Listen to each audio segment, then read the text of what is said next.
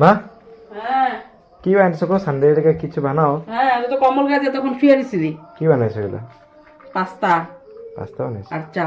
বাহ, চল চল চল চলো চলো। পিতমদা বয়ে দিছে।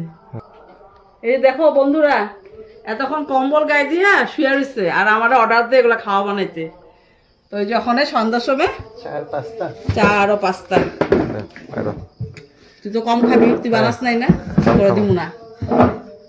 তুই তো অল্প খাইছ, অল্প মানে খাইয়ে করছো তো, তোরা একটু আরো কম দিব। হ্যাঁ এটা দিব, তুই তো আরামসে ঘুমাই দিছিলি।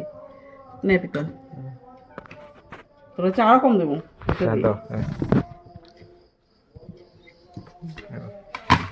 তো বন্ধুরা, এই যে আমাদের ব্রেকফাস্ট, ব্রেকফাস্ট সকালে ব্রেকফাস্টও তোমাদের বেশি দেখায়, তার জন্য ব্রেকফাস্ট বললাম।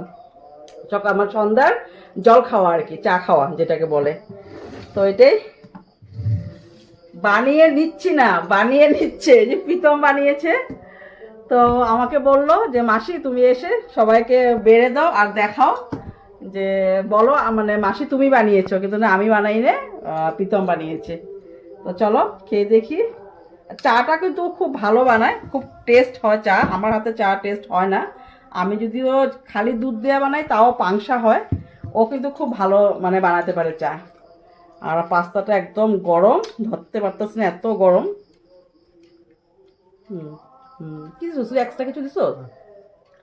গন্ধটা এত ভালো হয়েছে আজকে। ওই দিন আসলে কত জল বেশি দিয়েছিলাম। হুম, খুব গন্ধটা খুব ভালো লাগছে, টেস্ট হয়েছে, মশলাটা আসলে কত টেস্ট। আর রেডিমেড পাস্তা তোমরা বানিয়ে খেতে পারো, খুব টেস্ট। তো চলো নেক্সট ভিডিওতে আবার আসছে তোমাদের পাশে।